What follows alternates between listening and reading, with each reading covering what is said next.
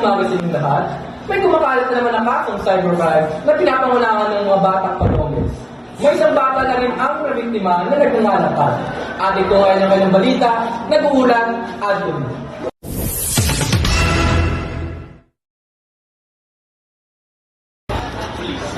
Thank you, Mark. Andito nga pala kami nung kasama yung mga polis para huliin yung mga suspect.